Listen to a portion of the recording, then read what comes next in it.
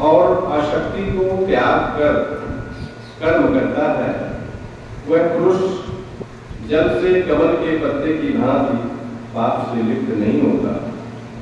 बोलिए कृष्ण भगवान की जय। भगवान श्री कृष्ण अर्जुन को बता रहे हैं कि जो मनुष्य कर्मों को परमात्मा के प्रति अर्पण करके तथा आसक्ति को त्याग कर कर्म करता है। हम सुनते तो हैं, हम ये भी सोचते हैं अपने पावन मन से कि हम जो कुछ भी कर्म करेंगे वो परमात्मा को अर्पण करके करेंगे, है ना। लेकिन जब ऐसा समय जब आता है तो कभी कभी चूक हो जाती है, मन कभी इस तरह से चंचल बना हुआ रहता है कि हम उसको चूक जाते हैं। तो यहाँ पर बोलते हैं कि जो मनुष्य कर्मों को परमात्मा के प्रति अर्पण करते और आसक्ति को त्याग कर, उसमें आसक्ति जो फल की आसक्ति बनी हुई है, लाभ हानि की आसक्ति बनी हुई है, इसको त्याग कर कर्म करता जब है तो कहते हैं कि जल में कमल के पत्ते की भांति समस्त कर्म फल से लिप्त नहीं होता। देखिए, जल से उत्पन्न होता है कमल, कमल की उत्पत्ति जल से होती है और जल से उत्पन्न होने के बाद भी वो जल से वो खिलता खुलता, सूरज के प्रकाश से वो खिलता है और सूरज के प्रकाश से ही उसका अंत होता है, सिकुड़ता है, खिलता है। और उस पर जो है जैसे वही जल अगर कमल के पत्ते के ऊपर पड़ता है तो उसमें वो उसका कोई असर नहीं होता है, बिल्कुल नाम मात्र भी उसमें नहीं होता है, पूरा का पूरा जल बाहर हो जाता है। इसी तरह से संसार में हम जब अपने कर्मों में इस तरह के भाव ला देते हैं, कर्मों में आसक्त भाव लाने से हम एक कमल के फूल की तरह हमारा जीवन हो जाता है। तो उसका जो हमारे जीवन में जो दुख सुख का कारण बना हुआ है, जो बार बार योनियों में आने जाने का जो क्रिया बनी हुई है, ये विगत समयों में हमें उस कमल की तरह अगर जिंदगी होता तो ये हमारा जो है कारण बंधन नहीं होता। बंधन केवल कर्मों का ही बंधन होता है और पिछले जन्मों का कर्मों का बंधन को मुक्त होने के लिए हम फिर इस मनुष्य योनि में आकर फिर दोबारा कर्म करते हैं और उसके बंधन में भी अज्ञानता बस हम बनते चले जाते हैं। इसी तरह से वो अपने कर्मों के बंधन में बनता बनता वो पुनरपि जननम पुनरपि मरणम, तो ये क्रिया जो है उसकी होती रहती है। तो जब मनुष्य के जीवन में कर्म में अनासक्त भाव समावेश हो जाता है तो उसको कर्मों का जो फल है, फल केवल लाभ ही नहीं देता है, फल दुख भी देता है, फल सुख भी देता है, फल आपको अवगुण से भरा हुआ भी प्राप्त होता है, दुर्गुण से भरा हुआ भी रहता है और सगुण से भरा हुआ रहता है। तो अच्छा फल मिलता है तो हम बहुत खुश होते हैं, लेकिन यदि जीवन में कोई ऐसा फल मिलता है तो हम बड़ा दुखी होते हैं, तो वो भी हमारे कर्मों का ही फल है। तो हम इस कर्मों के फल से मुक्ति होने के लिए, उसको गुण दोष से मुक्त होने के लिए हम जीवन में अनासक्त भाव लाते हैं और अनासक्त भाव लाने से वो कर्म का फल तो मिलेगा ही मिलेगा, लेकिन वो कर्मों का फल आपके जीवन में कभी आपको हानि नहीं पहुंचाएगा, कभी आपको दुखी नहीं करेगा, वो हमेशा सुख का साम्राज्य बनेगा। जैसे मान लीजिए कि एक जो है कोई बैंक में काम करने वाला कैशियर है, वो बैंक में दिन भर पैसा देता है निष्काम भावना से अपने कर्म को करता है, तो क्या उसको पेंशन पेमेंट नहीं मिलता है? गवर्नमेंट के द्वारा पेमेंट मिलता है, तो कर्मों का फल तो उसे मिला, लेकिन उसमें उसका राग द्वेष नहीं बना, जो पैसा दिया और लिया उसमें गुण दोष उसको नहीं लगा। नहीं, वहाँ भी भेद है, वहाँ भी भेद है। हाँ, ऐसा नहीं कि कर्म करने के बावजूद भी उनको जो है उसका फल नहीं मिलता है। हाँ, यहाँ विशेष करके महत्व इस चीज़ का है कि जिस प्रकार से अथाह जल के बीच में रहते हुए भी कमल का पत्ता जो है वो जल में लिप्त नहीं होता है, जल का कमल के पत्ते पर कोई प्रभाव नहीं पड़ता है, ऐसे ही कर्मयोगी को कर्म करते हुए इस अथाह संसार सागर में रहते हुए कमल के पत्ते की भांति निर्लिप्त होना चाहिए। बिल्कुल। जल का असर जैसे कमल के पत्ते पर नहीं होता, वैसे ही सांसारिक वस्तुओं का, सांसारिक जो आपके चारों तरफ वस्तुएं हैं, इस पर आपके मन मस्तिष्क का असर नहीं होना चाहिए। इसी भाव को लेकर महात्मा कबीरदास जी अपने पद में बताते हैं, इस आत्मा के ऊपर जीवात्मा के ऊपर कहते हैं कि जीवात्मा को नलनी माने, काहे रे नलनी तू को मिलाने, तोरे नाल सरोवर पानी, जल में उत्पत्ति जल में वास, जल में नलनी तोर निवास, ना तली तपती ना ऊपर आगी, तोर हेतु कहु कासम लागी। कहे कबीर देवली समान दे नहीं मुए हमरे जान। तो कहते हैं कबीरदास जी कहते हैं कि इसी तरह से हमारा जो भाव जो बताया कि इसमें हमें अनासक्त भाव लाने से हम कर्मों से अलिप्तता हमारी प्राप्त होती है, और जिस वजह से हम इस जीवन में मोक्ष के अधिकारी बन जाते हैं।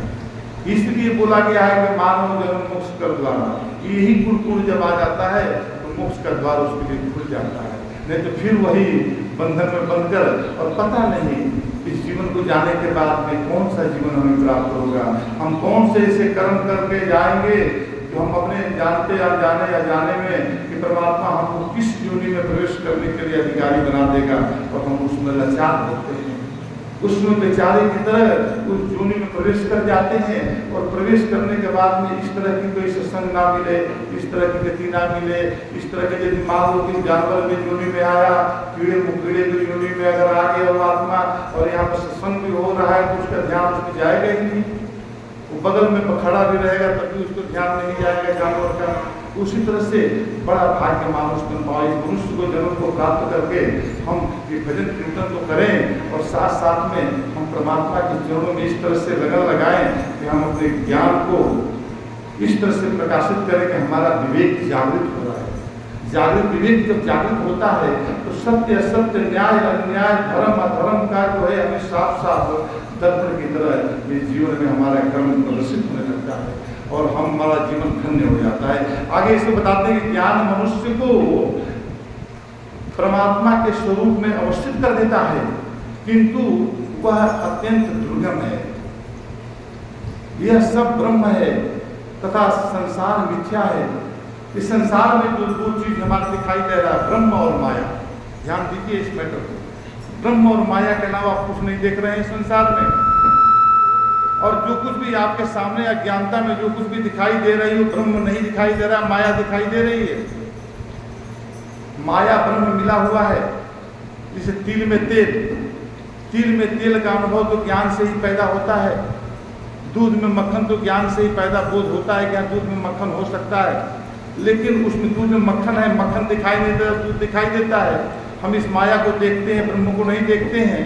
जिस समय हम ज्ञान के माध्यम से पत्र करने का मतलब चित्त शुद्धि करके अपने कर्मों में जो भक्ति करते हैं, जो हम कर्मों में अपना जो है ध्यान लगाते हैं, पूजा पाठ दैनिक क्रिया शुभ कर्मों को करते हैं, सात्विकता से अपने जीवन को समाहित करते हुए जब हमारी चित्त की शुद्धि हो जाती है, तब हमें जो है ये ब्रह्म ज्ञान का उदय होता है, ज्ञान प्रकट होता है कि कैसे तिल में तेल है, कैसे ये आत्मा जो है माया के साथ में बन रहा है। तो ये ज्ञान को चित्त की शुद्धि में ही प्राप्त होता है, और इसके लिए हमें निष्काम कर्म करने की जरूरत है, और इसी पर सब लगे रहते हैं। भक्ति हमें निष्काम सिखाती है, भक्ति निष्काम और निरक्षित होती है। ये भक्ति से परिपूर्ण कर्म हमारा जो है निष्काम से परिपूर्ण होता है, नहीं तो हमारा कर्म बंधन से परिपूर्ण होता है। कामनाएं उसके साथ साथ होकर उसके गुण और दोषों को अपने साथ समाहित करती हुई चलती रहती है। आगे बता रहे हैं कि कर्म योग का मार्ग सरल स्वाभाविक और सुगम है। कर्म करते समय कर्म में आसक्त का त्याग करना और फल की कामना ना करना, और कर्म को भगवत अर्पण करना कर्म योग का अवलंबन देना है, जिससे मनुष्य कर्म करते हुए पाप और पुण्य आदि कर्म बंधन से उसी प्रकार मुक्त रहता है जैसे कमल जल में स्थित होकर भी जल के आर्द्रता यानी गीला को नहीं प्राप्त करता। परम गुरु श्री कृष्ण कहते हैं कि हे कर्मयोग में केवल अनासक्त होकर कर्म करना और कर्म के फल की इच्छा का त्याग करना पर्याप्त नहीं है। इसके आगे बता रहे हैं, क्या कहते हैं कि हम कर्म में को अनासक्त बने रहें और कर्म के जो फल इच्छा उसको भी त्याग दें मन में, तो ये पर्याप्त नहीं है। तो क्या पर्याप्त है? बताते हैं कि समस्त कर्मों को भगवान सगुण ब्रह्म परमेश्वर को समर्पण करना भी आवश्यक है। जैसे आप सभी, जैसे हमारे भाव को जो है त्रिपाठी जी बताते हैं, इनका भाव यही बना रहता है कि आप ये अपने कर्मों को जो है, हर कर्मों को जीवन में पूजा, ये 11-12 बजे तक करते हैं। मैं भी कभी कोई सोचता हूँ कि कितना पूजा करें, लेकिन ये पूजा करके पूरा लास्ट में जो है 12 बजे जो है सबको समर्पण कर देते हैं प्रभु के चरणों में। अनासक्ति भाव से कर्म करके भी, जिसमें कर्मों में आपकी आसक्ति न हो, ऐसा कर्म अनासक्ति भाव से कर्म करते हुए अंत में परब्रह्म परमेश्वर को सब समर्पित करते हैं। बस वही आपके लिए जीवन को धन्य बनाता है। भी बहुत जरूरी है। भगवान के साथ वात्सल्य भाव, भगवान के साथ कौन कौन सा भाव रखना चाहिए? वात्सल्य भाव। वात्सल्य भाव यानी कि उसको जो है एक बच्चे का जो है मैंने समझकर, जैसे दशरथ महाराज जो थे, माँ कौशल्या जो थी, माँ यशोदा जो थी, ये वात्सल्य भाव से भगवान का जो है अपना ध्यान करते थे कि दास भाव, सखा भाव से ग्वाल बाल थे, सखा भाव से और भी जो सखा रूप में आए, विभीषण आए, सुग्रीव आए, हनुमान आए, ऐसे बहुत सखा बने, तो ये सखा भाव था, है ना। तो इस तरह से बताते हैं कि मैं पुत्र हूँ, मैं सखा हूँ, मैं दास हूँ, दास भाव इत्यादि भाव द्वारा आत्मीयता का संबंध जोड़कर, परमात्मा के साथ अपनी आत्मा का संबंध जोड़कर भगवान को अपने कर्मों का समर्पण कर देना, भगवान की पूजा की जाती है। भगवान को सर्वश्रेष्ठ पूजा मानी जाती है। जो मनुष्य अपने भीतर विराजमान अंतर्यामी परमेश्वर की प्रेरणा से कर्म करता है, उसे ही समर्पित भेंट कर देता है। ज्ञानी भी इसी तरह से कार्य करता है, अपने आत्मा में ही सब कुछ समर्पित कर, आत्मा को ही सब कुछ समर्पित कर देता है। मैं कुछ नहीं हूँ, सब जो आत्मा अपने आत्मा को आत्मा परमात्मा में समर्पित हो जाए, बस यही उसका जीवन का लक्ष्य बनता है। आगे बताते हैं कि वह पाप पुण्य आदि के बंधन से मुक्त रहता है इस क्रिया से, और परमार्थिक दृष्टि से पुण्य भी बंधन ही है। चाहे वो बेड़ी जो है, बंधन जो है, चाहे सोने की हो चाहे लोहे की हो। लोहे की बेड़ी है, उससे यदि ज़्यादा कठिन जो है सोने की बेड़ी होती है। अगर कोई सोने के जंजीर में कोई बांध दे किसी को, तो उसको कटवाने को भी मन नहीं करेगा, चुपचाप लेकर बैठा रहेगा कि चलो घर में सोए रहो। तो सोना तो हमारे पास है ना, लोहा की बेड़ी को जो है वो कटवा देगा, फटाफट बेड़ी मुक्त हो जाएगा। लेकिन सोने उसी तरह से संसार में जो सात्विकता की जो भाव होती है ना, ये भाव जो है सोने की बेड़ी की तरह होती है। सात्विक विचार जो उसी तरह के बंधन में बांध देता है उसको, वो उसको मुक्त होने नहीं देता है। हाँ, एक समय रजोगुण और तमोगुण व्यक्ति मुक्त होकर वो सत्वगुणों में प्रवेश कर सकते हैं, लेकिन सत्वगुणों का जो है इस विचार को बदलना बड़ा मुश्किल होता है, वो सोने की बेड़ी की तरह हो जाता है। परमार्थिक दृष्टि से पुण्य भी बंधन है। राग द्वेष से ग्रस्त संकीर्ण अहम की तुष्टि के लिए कर्म करने वाला मनुष्य उत्तम कर्म करके सुख और शांति प्राप्त कर सकता है। परमेश्वर के साथ संयुक्त होने पर मनुष्य का अहम निर्मल, उदार और दिव्य हो जाता है। आगे बता रहे हैं कि कर्म फल जल से पोषण और अवलंबन पाकर निरंतर कर्म करते हुए भी भगवान के साथ संयुक्त होने के कारण कर्म और पाप पूर्ण फल कर्म फल से लिप्त नहीं होता। इससे जो है हमारी लिप्तता नहीं होती, हम बंधन में नहीं पड़ते। यही कोई बात लेकर आगे बता रहे हैं कि अर्जुन को युद्ध में हिंसा के कारण पाप से ग्रस्त होने का भय था। वो सोचता था कि मुझे पाप लग जाएगा, मेरा धर्म नष्ट हो जाएगा। अतएव श्री कृष्ण संकेत करते हैं कि अनासक्त होकर कर्तव्य पालन की दृष्टि से युद्ध में हिंसा करना पाप में नहीं है। अनासक्त होकर यहाँ पर अनासक्त अर्जुन को बना रहे हैं, आसक्ति से मुक्त कर रहे हैं। कहते हैं कि अनासक्त होकर कर्तव्य पालन की दृष्टि से अर्जुन को बोल रहे कर्तव्य पालन करो, और उसकी दृष्टि से यानी कि धर्म की रक्षा के लिए। और युद्ध में हिंसा करना पाप में नहीं होता है। निष्काम होकर कर्तव्य कर्म करना भगवत प्राप्ति का एक विशेष साधन माना जाता है। आगे बढ़ते हैं।